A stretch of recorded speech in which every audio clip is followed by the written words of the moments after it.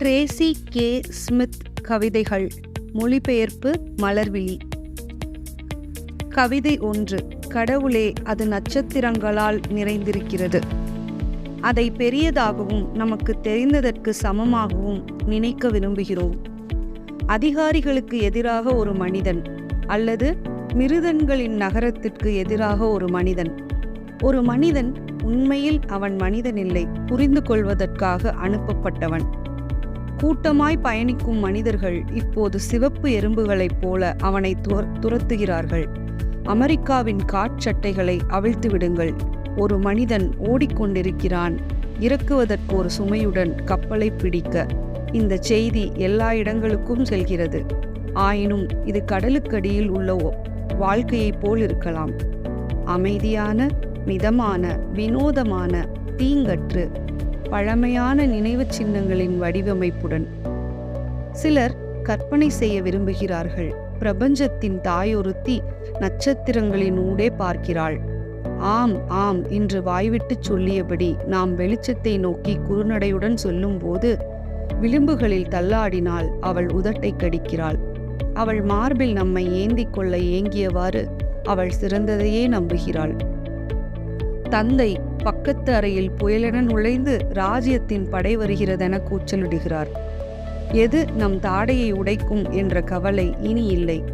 சில நேரங்களில் நான் ஒரு ஊரகச் சமூகத்தில் உள்ள நூலகத்தை பார்க்கிறேன்.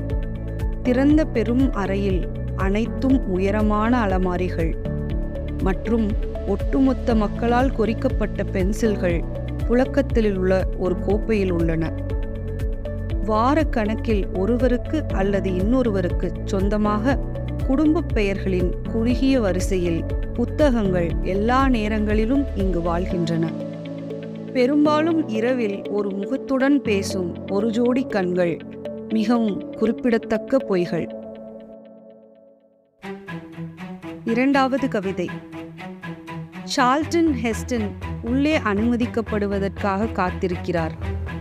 அவர் ஒரு முறை பணிவுடன் கேட்டார். மேல் வயிற்றிலிருந்து கத்தி 2வது முறை. 3வது முறை அவர் அதை மோசஸை போலவே செய்தார். உயர்த்திய கைகள், பயமுடையதொரு வெள்ளை முகம், மிருதுவான சட்டை, நேர்த்தியான அங்கி. அவர் கொஞ்சம் குனிந்து உள்ளே வருகிறார். பின்னர் நிமிர்கிறார். அறையை நுட்பமாக நோக்குகிறார்.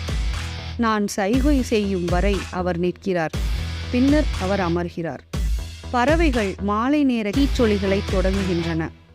யாரோ கீழே கறிக்கட்டைகளை எரிக்கிறார்கள்.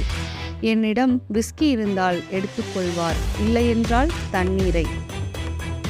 நான் முதலிலிருந்து தொடங்கச் சொன்னேன், ஆனால் அவர் பாதியிலிருந்துதான் ஆரம்பித்தார்.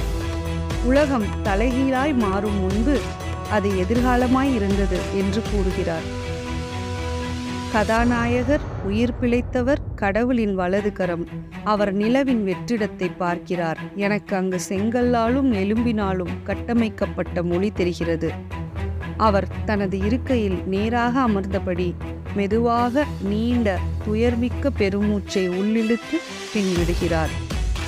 எனக்கு தெரிந்தவரை நான் இந்த பூமியின் கடைசி உண்மையான மனிதன். நான் புகைப்பிடிக்கலாமா? வெளியே குரல்கள் மென்மையாகின்றன. விமானங்கள் புறப்படுகின்றன அல்லது திரும்பச் செல்கின்றன. அவள் படுக்கைக்கு செல்ல விரும்பவில்லை என்று யாரோ ஒருவர் அழுகிறார். காலடிகள் முன் செல்கின்றன. பக்கத்து வீட்டு முற்றத்தில் ஒரு நீரூற்று தனக்குத்தானே பேசிக்கொள்கிறது. இரவின் காற்று வீட்டின் உட்புறத்தில் ஒலி எழுப்புகிறது. அது மற்றொரு காலம். நாங்கள் முன்னோடிகளாக இருந்தோம். அவர் மீண்டும் பேச்சை தொடர்ந்தார். இங்கே உயிருடன் இருக்க சண்டையிடுவீர்களா? பூமியில் பயணிக்க கடவுளுக்கு தெரியும் எங்கே என.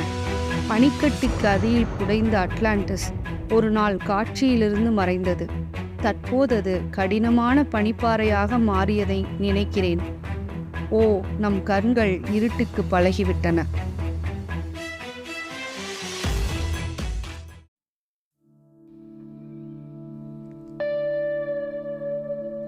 3வது கவிதை.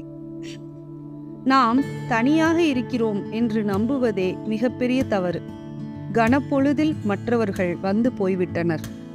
எல்லாம் சேர்ந்து விண்வெளி முழுக்க நெரிசல் நிறைந்திருக்கலாம். பொங்கி வழியும் ஆற்றலை நாம் பார்க்கவோ அல்லது உணரவோ இல்லை. வாழ்ந்து இறந்து முடிவெடுத்து எல்லா கிரகங்களிலும் திடமாக கால் தடத்தை பதிக்கிறார்கள். கட்டளையிடும் பெரும் நட்சத்திரங்களை கும்பிட்டு அவர்கள் தம் நிலவுகள் எதுவாக இருந்தாலும் அதன் மீது கற்களை வீசுகிறார்கள். அவர்கள் மட்டுமே அவர்களுக்கும் நமக்குமான மினுமினுக்கக்கூடிய பெரிய கரும் தூரத்தை வியந்து தெரிந்து கொள்ளும் ஆசையுடன் வாழ்கிறார்கள். ஒருவேளை இறந்தவர்களுக்கு தெரியும், அந்தி நேரத்தில் மினுக்கும் 1,000,000 விண்மீன்களின் ஒளிக்கீற்றுக்களை கண்டு அவர்கள் கண்கள் இறுதியாக விரிவடைகின்றன. என்ஜின்கள் இயக்கப்படும் சத்தம், வெறித்தனமான ஹாரன் சத்தம் இடைவிடாமல் கேட்கிறது. அலைவரிசையை மாற்ற இயலாத வானொலி போல படுக்கைக்கு 1 அடி கீழே நான் இருக்க விரும்புகிறேன். அகலத் திறந்தவாறு வெள்ளமாய் ஒரே நேரத்தில் எல்லாம் பாயவும் மற்றும் இறுக்கமாக மூடியவாறு எதுவும் தப்பிக்க முடியாதபடியும். நேரமும் தன்னைத்தானே சுருட்டிக்கொண்டு புகை போல சுழல வேண்டும். அவ்விதமாய் நான் இப்போது என் தந்தையின் அருகில் அமர்ந்திருக்கலாம். அவர் தனது புகைக்குழாயின் முகப்பில் எரியும் தீக்குச்சியை உயர்த்தும் போது 1959 வருடம் குளிர்காலத்தில் முதல் முறையாக